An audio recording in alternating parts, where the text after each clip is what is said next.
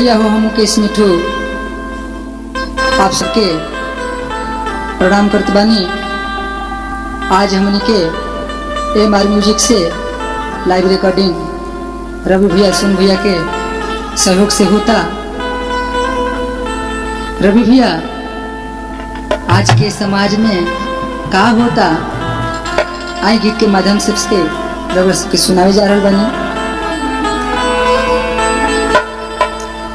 भाई से भाई लड़े, भाई से भाई लड़े, लड़वले पड़ोस बा कि मनही के परे की, मनही के परे की जमनवे के दोष बा, मनही के परे की जमनवे के दोष बा, मनही के परे की।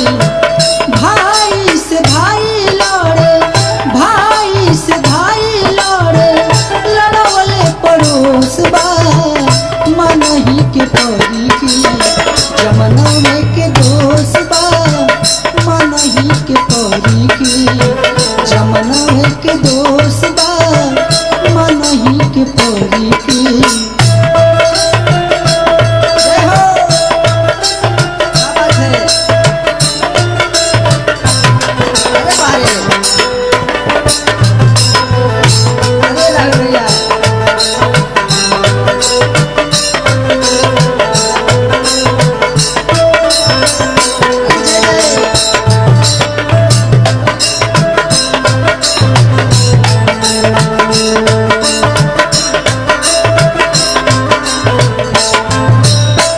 और का होता फिल्म के नकल करत बाड़ी मेहरारू, मर्दन के संगे संगे पिया तलवारू।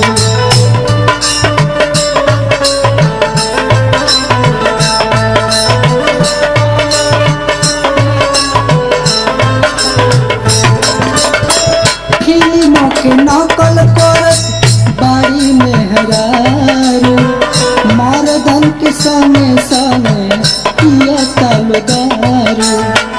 बापू संग बेटा पी के, बापू संग बेटा पी के देखो बेहोश बा मनही के परे की जमनवे के दोष बा, मनही के परे की जमनवे के दोष बा, मनही के परे की।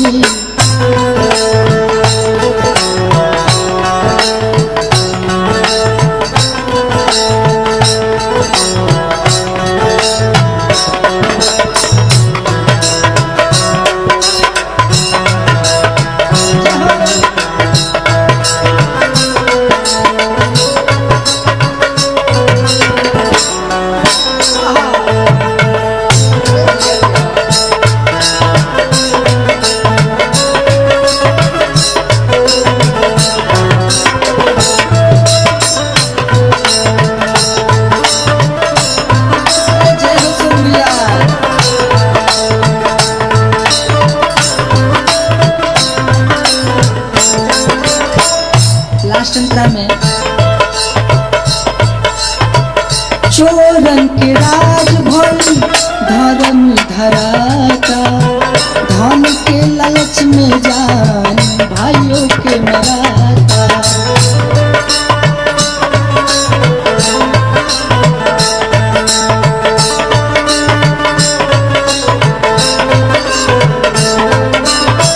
चोरन के राज भई धर्म धराता, धन के लालच में जान भाइयों के मराता।